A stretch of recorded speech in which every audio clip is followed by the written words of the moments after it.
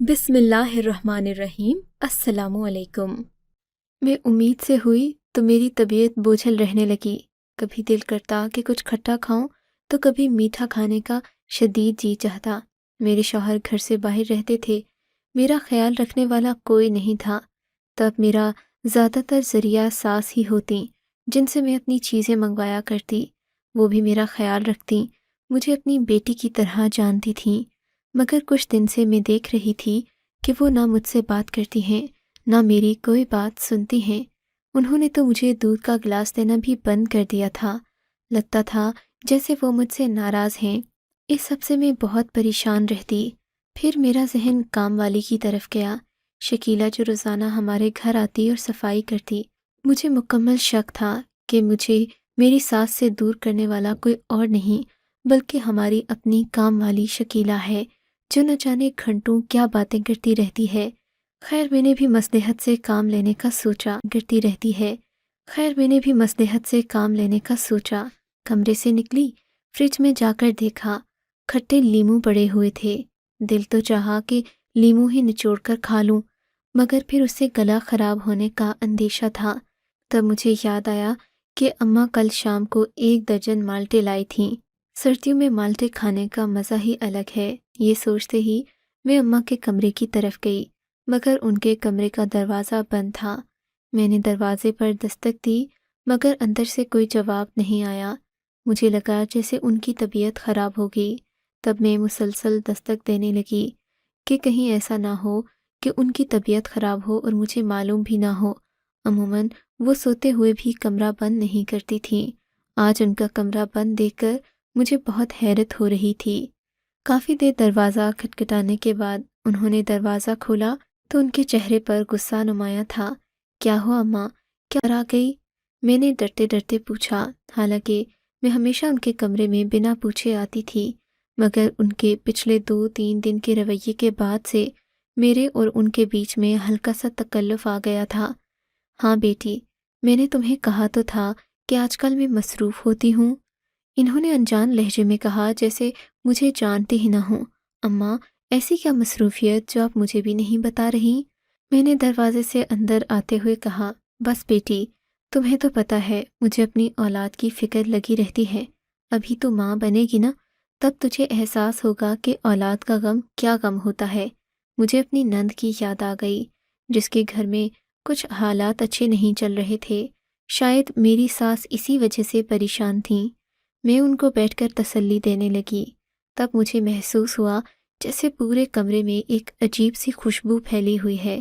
یہ خوشبو اور بدبو کے بیچ کی چیز تھی جسے میں سمجھ نہیں کرنے لگی۔ واپس جاتے ہوئے مجھے خیال آیا کہ میں تو ان کے کمرے میں مالٹے لینے آئی تھی، جو نہ جانے انہوں نے فریج کی بجائے اپنے کمرے کی ٹوکری میں سجا کر کیوں رکھے تھے۔ میں نے کمرے میں پڑی ٹوکری سے ایک مالٹا لیا ہی تھا کہ میری ساس جھپٹ کر آگے بڑھیں۔ یہ کیا کر رہی ہے؟ میں نے حیرت سے ان کی طرف دیکھا۔ کیوں اماں، مالٹا کھا رہی ہوں، مجھے بہت دل کر رہا ہے۔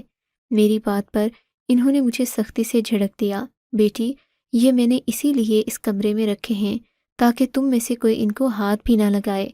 ساس کی اس بات پر میں حیران رہ گئی۔ کیوں اماں، میں آپ کی کوئی غیر ہوں کیا؟ میں جذباتی ہو کر بولی، بیٹی غیر کی بات نہیں ہے، تم کوئی اور چیز کھا لو، میں نے جس بات سے منع کیا ہے اس سے رک جایا کرو۔ ساس کی یہ بات سن کر مجھے دلی دکھ ہوا۔ لگتا تھا کہ اب انہوں نے مجھ پر کھانے پینے کی پابندی بھی لگا دینی ہے۔ بنا کچھ کہے میں اپنے کمرے میں آ گئی، پھوٹ کر رو دی۔ نہ جانے میری ساس کو کیا ہو گیا تھا، ان کا رویہ دن بدن بدلتا ہی جا رہا تھا۔ مجھے اماں اور خالہ حاجرہ کی یاد آنے لگی، جنہوں نے مجھے ہمیشہ شہزادیوں کی طرح لاڈ پیار میں پالا۔ میں تو پھر بھی خوش نہ ہوتی تھی۔ خیر، میں اپنے کمرے میں لیٹ گئی۔ مجھے لگ رہا تھا کہ اماں آ کر مجھے منائیں گی، اپنے رویے کی مجھ سے معافی مانگیں گی یا پھر لاڈ پیار کریں گی، مگر ایسا کچھ بھی نہیں ہوا۔ کمرے میں پڑے پڑے مجھے 2 گھنٹے ہو گئے۔ دوپہر کا کھانا بھی ابھی تک نہیں پکا تھا کیونکہ شکیلہ نہیں آئی تھی۔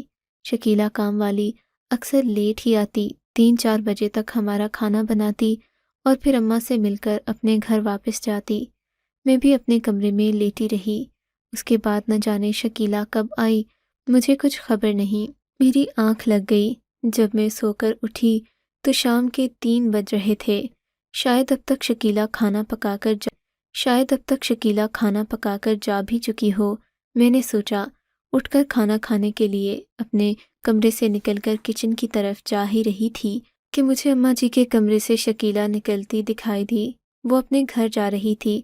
مجھے اس سے کوئی مسئلہ نہیں تھا، مگر اس نے اپنے ہاتھ میں 1 درجن مالٹے کالے شاپر میں اٹھا رکھے تھے جو صاف نظر آ رہے تھے۔ شکیلا، یہ مالٹے کہاں سے لائی ہو؟ میں نے جان بوجھ کر اس سے پوچھنا چاہا۔ جی، بی بی جی نے دیے ہیں، وہ چہکتے ہوئے بولی۔ اچھا، بڑی بات ہے، تم پر بڑی مہربان ہیں بی بی جی، میں نے طنزیہ لہجے میں کہا۔ غالباً میری چغلیاں کرنے کا صلہ مل رہا ہوگا اسے، دل میں سوچتی میں اپنی ساس کے کمرے میں گئی۔ تب تک شکیلا بیرونی دروازے سے نکل چکی تھی۔ میں ان کے پاس بیٹھی، وہ ابھی بھی کسی سوچ میں گم تھیں۔ مجھے تو امید تھی کہ وہ مجھ سے کوئی بات کریں گی، مگر انہوں نے تو جیسے چپ تالا ہی لگا لیا تھا۔ اماں جی، کیا آپ کو شکیلا زیادہ عزیز ہے مجھ سے؟ اتنی ہی تو بات تھی، گھر میں کسی چیز کی کمی نہیں ہے، لیکن آپ نے مجھے مالٹے کھانے سے منع کیا اور اب وہی مالٹے اٹھا کر اس شکیلا کو دے دیے۔ کیا لگتی ہے وہ آپ کی؟ میں نے پوچھا۔ اف بہو، تم تو ان مالٹوں کے پیچھے ہی پڑ گئی ہو۔ بھائی، اللہ تعالیٰ نے ہمارے گھر میں کسی چیز کی کمی نہیں رکھی، شکور سے کہہ کر بازار سے اور مالٹے منگوا لو۔ لگتا ہے کہ تمہاری طبیعت ٹھیک نہیں ہے، بات بات پر مجھ سے الجھنے لگی ہو۔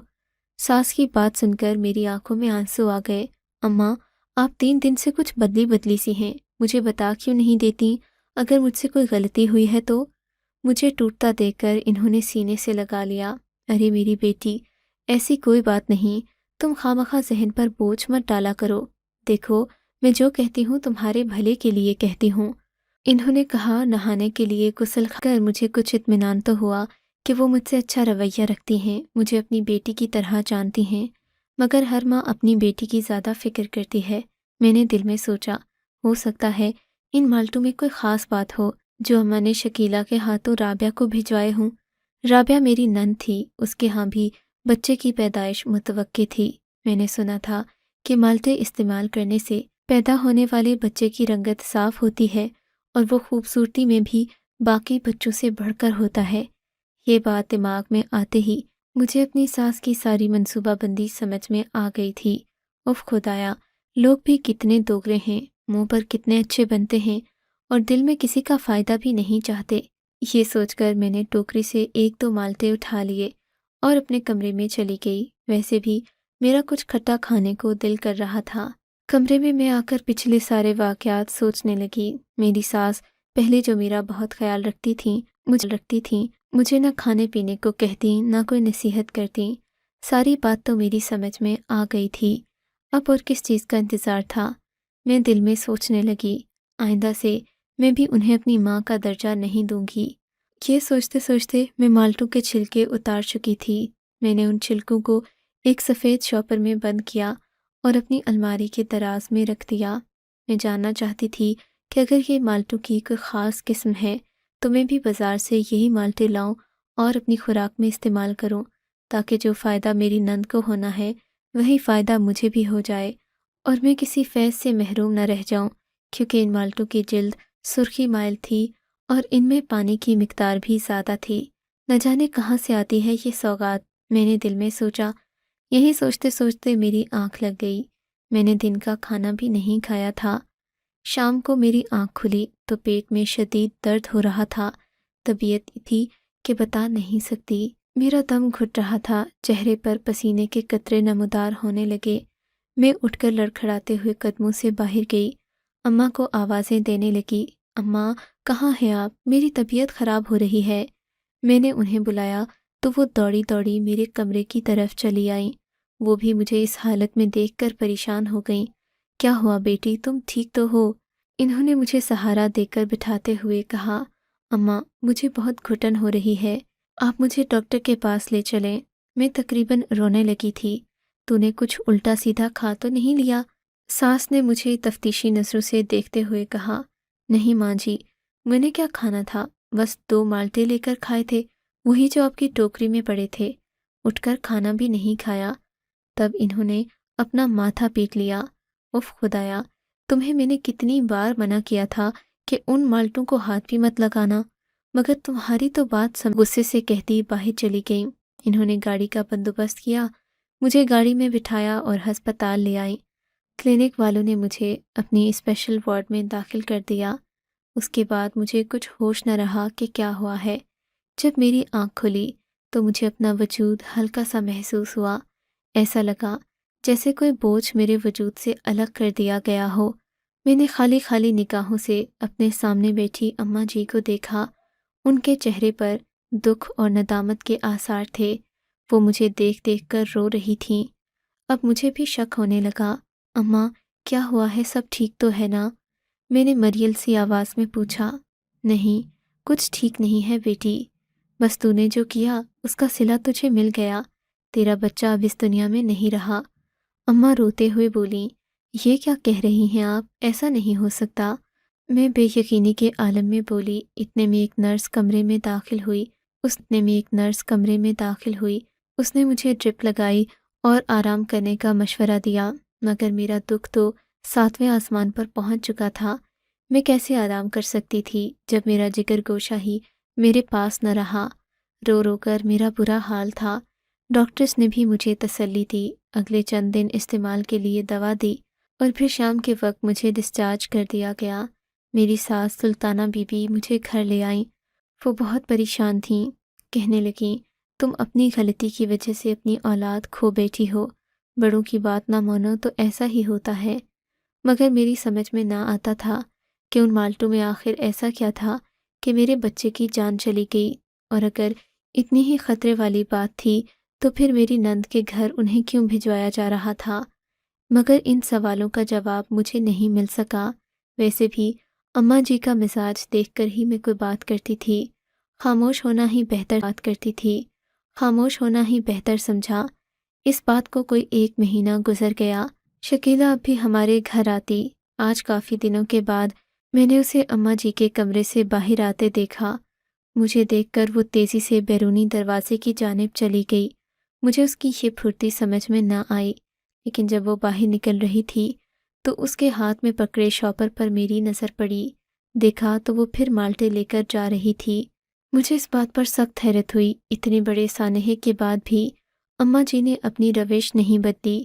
دل شکوے شکایتوں پر اتر آیا، اسی لیے میں اماں جی کے کمرے میں گئی۔ دیکھا تو وہ مصلی پر بیٹھی اللہ تعالیٰ کے حضور گڑ گڑا کر دعائیں مانگ رہی تھیں۔ اب مجھے پکا یقین ہو گیا کہ اماں جی سے ضرور کوئی ایسی غلطی سرزد ہوئی ہے جس کے بعد سے وہ گڑ گڑا کر اللہ تعالیٰ سے معافیاں مانگتی ہیں۔ ایک لمحے کو میں نے سوچا کہ کہیں میرے بچے کی موت کے پیچھے اماں کا ہاتھ نہ ہو، مگر کوئی بھی عورت اپنے پوتے کو دیکھنے کی خواہش کیوں نہ کرے گی؟ میں سوچنے لگی، ایسا نہیں ہو سکتا۔ میں نے اس خیال کو اپنے ذہن سے جھٹک دیا۔ نماز اور دعا سے فارغ ہونے کے بعد وہ قرآن پاک پڑھنے میں مشغول ہو گئیں۔ یہ دیکھ کر میں واپس اپنے کمرے میں آ گئی۔ ابھی تھوڑی دیر ہی گزری تھی کہ باہر ایک شور سا اٹھا۔ غور کیا تو دیکھا وہ شکیلہ کی آواز تھی، جو ابھی 2 گھنٹے پہلے ہی ہمارے گھر سے گئی تھی، مگر اب اس کے ہاتھ پاؤں پھولے ہوئے تھے۔ وہ روتی چیختی چلاتی میری ساس کے کمرے کی جانب گئی۔ میں اس کے پیچھے پیچھے اماں جی کے کمرے میں داخل ہوئی۔ وہ کہہ رہی تھی، سلطانہ بی بی، غضب ہو گیا، میرے ساتھ چلیں ورنہ نواب صاحب چھوٹی بی بی کی جان لے لیں گے۔ اس کی بات سن کر میں ڈر گئی۔ اس کے چہرے کے تاثرات بتا رہے تھے کہ واقعی کوئی بڑی بات ہو گئی ہے۔ اماں جی بھی پریشانی کے عالم میں اٹھ کھڑی ہوئیں، اللہ کے ساتھ گھر سے نکل گئیں۔ میں ان کو آوازیں دیتی رہ گئی کہ مجھے کچھ تو بتائیں، آخر ہوا کیا ہے، مگر انہوں نے میری کسی بات کا جواب نہیں دیا۔ ہمیشہ کی طرح میں اپنا دل کڑھاتی رہ گئی۔ ساس کو گئے ہوئے 4 گھنٹے گزر چکے تھے، ابھی تک وہ گھر نہیں آئی تھیں۔ اب مجھے پریشانی ہونے لگی۔ سہیل بھی گھر آنے ہی والے تھے، لیکن اس سے پہلے ہی دروازے پر دستک ہوئی۔ دیکھا تو اماں جی باہر کھڑی ہیں۔ اب وہ کافی مطمئن لگ رہی تھیں۔ ان کے کمرے میں آنے کے بعد میں ان کے پاس بیٹھ گئی۔ اماں جی، ہوا کیا ہے؟ مجھے کچھ تو بتائیں، شکیلہ کیوں آئی تھی؟ یہ چھوٹی بی بی اور نواب صاحب کون ہیں؟ میں نے پوچھا تو وہ بوجھل لہجے میں بولیں، ارے بیٹی، تم بھی ایک بات کے پیچھے ہی پڑ جاتی ہو۔ آج سے 4 مہینے پہلے میں ان لوگوں کے گھر گئی تھی۔ نواب جگن کو تو تم جانتی ہی ہوگی، جس کا ذکر میں نے تم سے پہلے بھی کیا تھا۔ دراصل پچھلے مہینے میں اس کی بڑی بہو سے ملنے گئی تھی۔ اسے اپنی صحت کے حوالے سے کوئی مسئلہ درپیش تھا جسے وہ مجھ سے کہنا چاہ رہی تھی۔ جانتی تو ہو تم، نواب خاندان میں عورتوں کو گھر سے باہر جانے کی اجازت نہیں ہوتی۔ یہ لوگ اپنی عورتوں کو بھی گھر میں قید رکھتے ہیں۔ خیر، میں شاہانہ سے مل کر واپس آ رہی تھی تو ایک لڑکی کمرے سے اندر آئی۔ میں نے دیکھا یہ بہت خوبصورت اور کم عمر تھی۔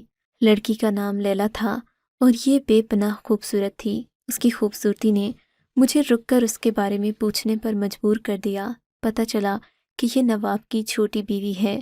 نواب انتہائی ظالم طبیعت کا مالک تھا اور اس کی آخری شادی اس بات کا پتہ دے رہی تھی، کیونکہ لیلا کے چہرے پر خوشی کا کوئی تاثر، کوئی اشارہ نہیں تھا۔ وہ مرجھایا ہوا پھول لگ رہی تھی، اگرچہ بے پناہ حسین تھی مگر چہرے سے رونق غائب تھی۔ میں نے ایک پل میں اندازہ لگا لیا کہ لیلا اس محل جیسے گھر میں بھی خوش نہیں ہے۔ شاہانہ سے الگ ہو کر 2-4 بار میری اس سے بات چیت ہوئی، تب پتہ چلا کہ وہ واقعی اس گھر میں بہت دکھی ہے۔ وہ اپنے گھر واپس جانا چاہتی ہے۔ نواب نے اغوا کر کے اس سے شادی رچائی ہے اور اب اس کے گھر سے نکلنے پر پابندی تھی۔ لیلا نے بتایا کہ وہ اپنے بھائی سے بھی ملنا چاہتی ہے، اپنی ماں کو بھی آخری پیغام دینا چاہتی ہے، مگر نواب جگن اسے گھر سے باہر جانے کی اجازت نہیں دیتا۔ 2-3 ملاقاتوں میں ہی اس نے اپنے دل کا بوجھ ہلکا کر دیا۔ وہ مجھے اپنی باتیں بتاتی تو میں غم محسوس کرتی اور سوچتی کہ کاش میں لیلا کی کوئی مدد کر سکوں۔ ایک دن اس نے مجھے بتایا وہ بہت دکھی تھی۔ کہنے لگی، آج میرا بھائی شہر آ رہا ہے، مجھے حویلی کے ہی ایک ملازم نے بتایا ہے، مگر نواب صاحب مجھے اس سے ملنے نہیں دیں گے۔ تب میرے ذہن میں ایک انوکھی بات آئی۔ میں نے جگن سے کہا، تم فکر نہ کرو، میں اپنے گھر سے تمہیں ایک سوغات دی۔ تم نواب سے کہہ دینا کہ سلطانہ نے ایک سوغات بھجوائی ہے۔ بس اس سوغات کے کھاتے ہی نواب کو ہوش نہیں رہے گا، وہ تھوڑی دیر کے لیے گہری نیند میں چلا جائے گا۔ اگر تمہارے راستے میں کوئی اور بھی رکاوٹ ہے تو اسے دور کر دینا۔ میں ڈھیر ساری سوغات بھجواؤں گی، آگے عقل مندی سے کام لینا تمہاری ذمہ داری ہے۔ میری بات وہ سمجھ گئی۔ میں نے شکیلہ کو سوغات بھجوا دی اور اس میں نشہ آور دوا ملا دی۔ میں جانتی تھی کہ اس کے استعمال سے کچھ دیر کے لیے لیلا کو نواب کے پنجرے سے آزادی مل سکتی ہے۔ لیلا نے ایسا ہی کیا ہوگا، کیونکہ دوسری بار جب میں گئی تو وہ بے پناہ خوش تھی۔ بولی کہ میرا سارا کام میرے منصوبے کے مطابق ہوا۔ میں اپنے بھائی سے ملی اور اماں کے لیے اسے ڈھیروں پیغامات دیے۔ اس کی یہ باتیں مجھے سکون دے رہی تھیں کہ میں نے کسی کی مدد کی، مگر نواب زمانہ شناس انسان تھا۔ اسے جب دن میں معمول کے خلاف نیند آئی تو وہ جان گیا کہ اس کی بیوی نے اسے جو سوغات دی ہے اس میں کوئی ملاوٹ شامل تھی۔ بس اسی شک کو لے کر نواب محتاط ہو گیا۔ اب وہ اپنی بیوی پر نظر رکھتا، جبکہ اس نے دوسری بار اپنے بھائی سے ملنے سے پہلے مجھ سے وہی سوغات منگوائی۔ میں نے اسے سوغات تو بھجوا دی، مگر نواب یہ سب پہلے سے جانتا تھا۔ اس نے اپنی تحقیق کے ذریعے پتہ لگوا لیا تھا کہ شکیلہ کے ہاتھوں جو سوغات جاتی ہے اس کے استعمال سے ہی نواب گہری نیند میں چلا جاتا ہے۔ اب کی بات تو انہوں نے شکیلہ کو بھی پکڑ لیا۔ اس سے پوچھنے لگے کہ تمہیں یہ سوغات کون دیتا ہے۔ اس نے میرا نام لیا مگر نواب نے یقین نہیں کیا۔ وہ جاننا چاہتا تھا کہ اس سب کے پیچھے آخر کہانی کیا ہے، کیونکہ وہ اپنی بیوی کے کردار پر شک کر رہا تھا۔ بس یہی گواہی دینے میں ان لوگوں کے گھر گئی تھی۔ نواب نے بڑی چلاکی سے مجھ سے اور لیلا سے ایک جیسے سوالات کیے، اور جب ان کے جوابات ایک جیسے ملے تب اس نے لیلا بخشی اور مجھے بھی جانے دیا، ورنہ اسے تو لگ رہا تھا کہ کوئی اور ہی چکر ہے۔ خدا نے لیلا کا پردہ رکھ لیا، ورنہ خدا جانے آج نواب اس کے ساتھ کیا کرتا، کیونکہ میں جانتی ہوں وہ انتہائی کرخ طبیعت کا مالک انسان ہے۔ شاید اس نے لیلا کی بھول سمجھ کر اسے معاف کر دیا، مگر عموماً یہ لوگ اپنی عورتوں کو معاف نہیں کرتے۔ یہ کہہ کر سلطانہ اماں چپ ہو گئیں۔ میں تو ان کا منہ دیکھنے لگی۔ اماں نے مجھے اتنی بڑی کہانی سنا دی کہ اس کے بعد میرے پاس سوال کرنے کے لیے کچھ نہ بچا، سوائے اپنی بدگمانیوں پر شرمندہ ہونے کے، اور وہ بدگمانی جس سے میں نے اپنی زندگی کا سب سے بڑا نقصان اٹھایا۔ میں سب لڑکیوں سے، عورتوں سے یہی کہوں گی کہ اپنے ذہن میں مختلف سوچیں پال کر دوسرے انسان کے بارے میں غلط رائے مت قائم کریں، یہاں تک کہ آپ کو اگر یہ کہانی اچھی لگی ہے تو اس ویڈیو کو لائک کیجیے، اور اس طرح کی مزید کہانیاں سننے کے لیے ہمارے چینل کو ضرور سبسکرائب کیجیے۔ کہانی سننے کا شکریہ۔ آپ سے ملاقات ہوگی اگلی ویڈیو میں، تب تک کے لیے اللہ حافظ۔